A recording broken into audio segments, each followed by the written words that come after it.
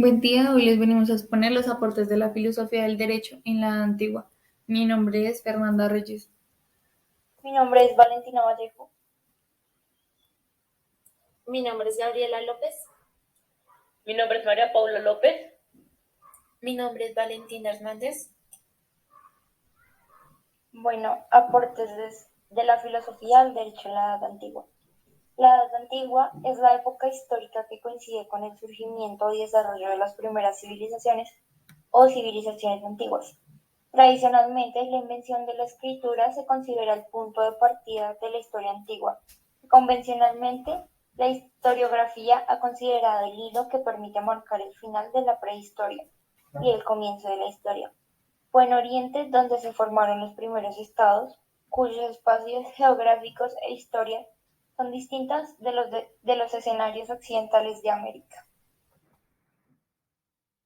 Egipto y Mesopotamia fueron las primeras culturas en el tiempo después de China e India. Tuvieron un gran desarrollo, aunque aisladamente influyeron en las culturas de Occidente. Se dio junto con otros adelantos que originaron civilizaciones, las culturas que alcanzaron tan alto grado de desarrollo social, espiritual y técnico, les permitió adaptarse y sobrevivir e imponerse a él, y resolver los problemas básicos de una sociedad organizada y estable durante muchos siglos. Cada civilización fue originalmente una cultura que llegó a alcanzar características de superioridad y que suele estar formada por varias culturas, debido a que se expanden por amplios espacios geográficos y duran siglos e incluso a veces milenios. Primeras civilizaciones.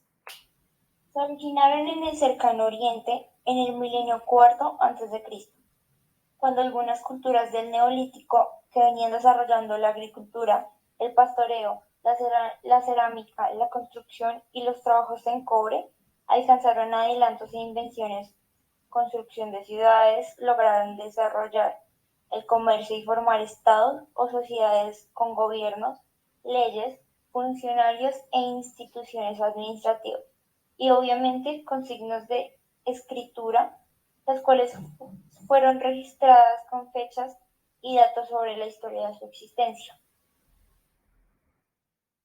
La temprana edad antigua.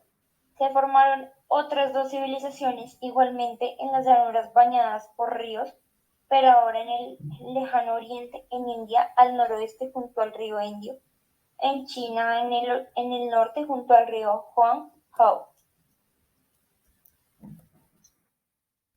Alta Edad Antigua. Se formaron nuevas civilizaciones, primero Grecia y después Roma, con las cuales los centros de progreso y de poderío se desplazaron en el cercano Oriente hacia Europa.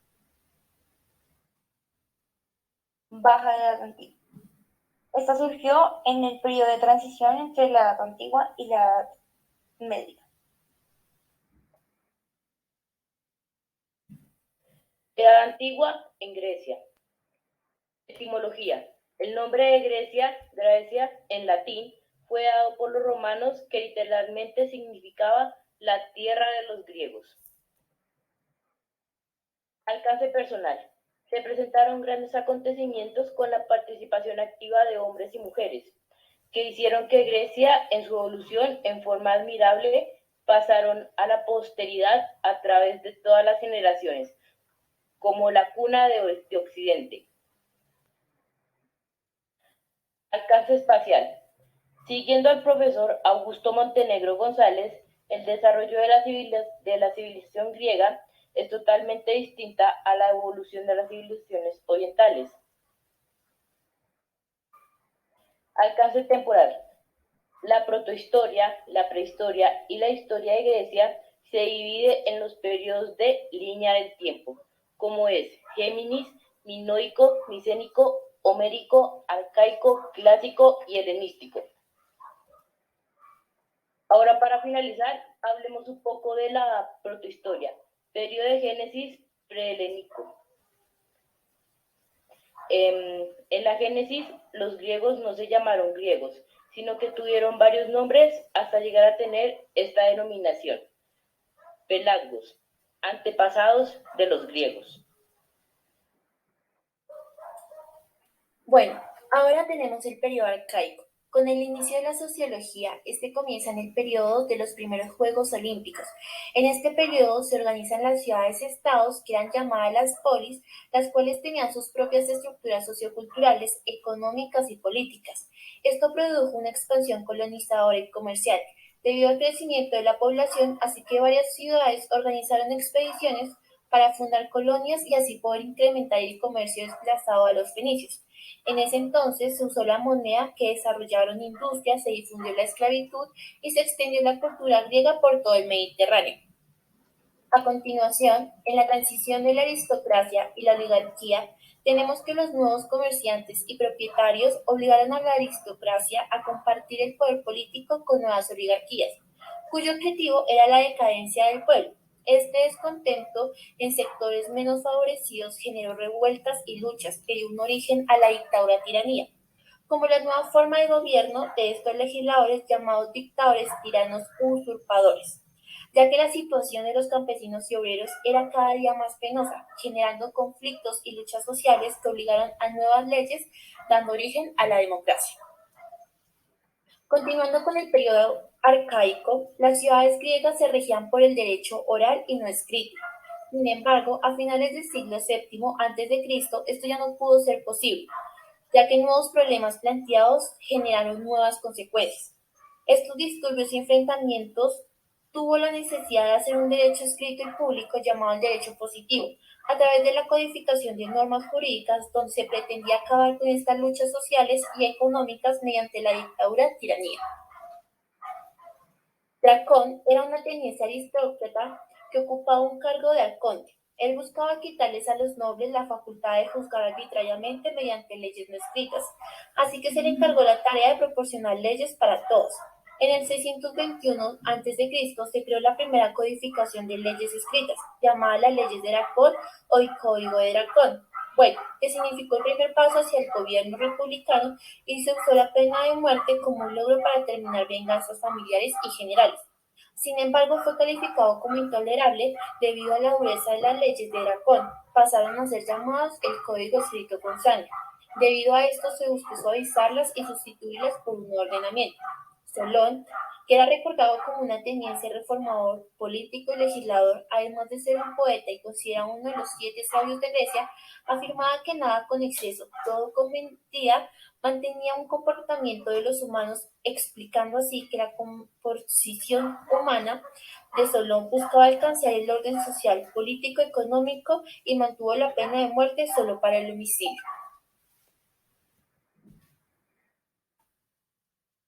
Las reformas constitucionales.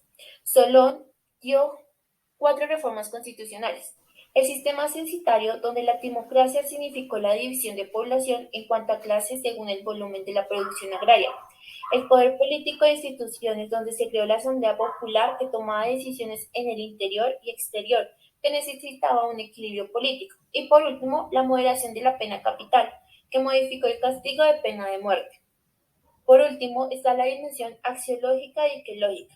Solón decía que la justicia era un poder divino y un orden natural. La justicia era común y cualquier acto de injusticia ponía en riesgo dicha seguridad, amenazando a cada miembro de comunidad. Por lo tanto, la comunidad debía velar por la libertad de todos los miembros. Dicho esto, Grecia pasó de la monarquía a la aristocracia, luego de una dictadura con fines de democracia. Escuela de Mileto. Fundada en el siglo VI a.C. en la ciudad griega de Mileto, en la costa de Egea de Jonia. Sus miembros fueron Tales, Anaximandro y Anaximedes, los 3 ciudadanos de Mileto. Los representantes de la escuela de Mileto se esforzaban por resolver las cuestiones que relacionaban entre la materia y los fenómenos concretos de la naturaleza, por explicar cómo los objetos reales nacen del aire, del fuego o del agua.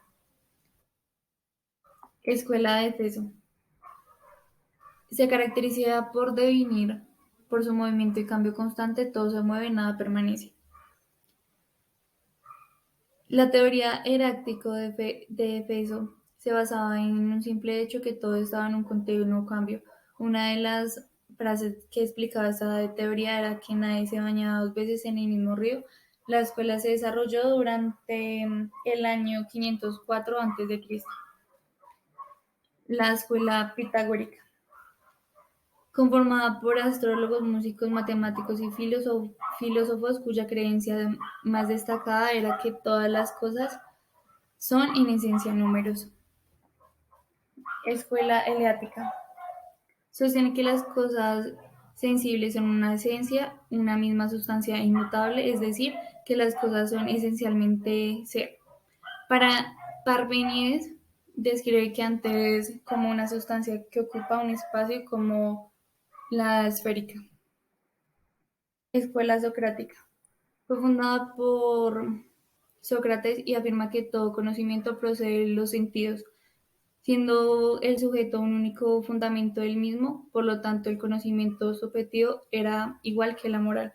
Sócrates utilizaba un método de enseñanza muy particular conocido como mayéutica.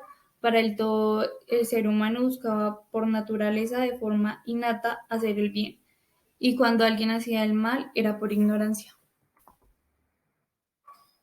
El periodo clásico, Edad de Oro, e incluso también llamada Edad de Oro de Pericles. A pesar de las 3 guerras médicas que vivió Grecia en contra de los persas, Atenas logra convertirse en un centro cultural, artístico, comercial y financiero bajo el mandato de Pericles. Con la Edad de Oro llegan las escuelas pluralistas, las cuales creen en el origen de la realidad por la conjunción de varios elementos. Comenzamos con Empédocles, que postula 4 elementos: tierra, fuego, aire y agua. Empédocles es el primero en postular a la tierra como un elemento. Empédocles cree en la transformación constante de los elementos, su unión por el amor y su separación por la discordia. Siguiendo con Anaxágoras, quien creía que todo está en todo, entendido por dónde nace un hueso, si no es de algo que ya era un hueso. Y cree también que todo nace de las semillas o espermatas movidas por el motor llamado nous. Proseguimos con la escuela filosófica pluralista atómica, la cual fue fundada por Leucippio y desarrollada por Demócrito. Ellos postulan la famosa teoría del átomo, que se consideraba indivisible y la base de todo. En este punto encontramos la transición en el conocimiento que se da durante todo el periodo de oro. Pasamos del mito al physis con el naturalismo histórico o naturalismo presocrático, que es lo que hemos visto hasta el momento, y del physis al cosmo con los sofistas, que veremos más adelante. Sofista, que significa portador de la verdad.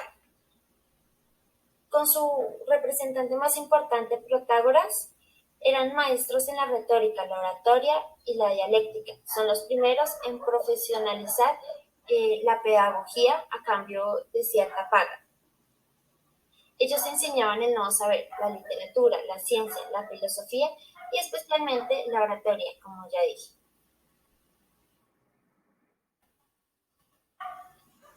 Sócrates, quien fue un revolucionario para su época, para nuestra historia y filosofía. Para Sócrates, todos tenemos una misión en la Tierra, que es buscar la bondad, la verdad y la justicia. Él es el primero en introducir las reflexiones físicas y morales a la filosofía. Sócrates creía que debíamos buscar la comprensión del alma o el physe y llegar al arete o virtud gracias al daimon, que es la conciencia. Sócrates hacía una crítica fuerte hacia los sofistas, pues creía que ellos eran la corrupción de la pedagogía, puesto que además de cobrar por sus enseñanzas, sus técnicas de retórica y duda sofista sobrepasaban el límite entre lo que es bueno y lo que es malo. Gracias a Sócrates tenemos la mayéutica, que es un método de buscar conocimiento por medio de las preguntas y respuestas. Con el tiempo llegaría Platón, discípulo de Sócrates y su escuela la Academia, y Aristóteles, discípulo de Platón con su escuela Eliseo. Otras escuelas socráticas importantes fueron la escuela cínica de Antístenes, la escuela cirenaica de Aristipo, la escuela megárica de Euclides y más tarde las escuelas postsocráticas o escuelas del helenismo, que nacen en Grecia y se desarrollan más tarde en Roma. Estas escuelas son el estoicismo de Zenón de Sitio, el epicureísmo de Epicuro, el escepticismo de Pirrón, y su expansión por todo el Imperio Romano sería gracias a Alejandro Magno.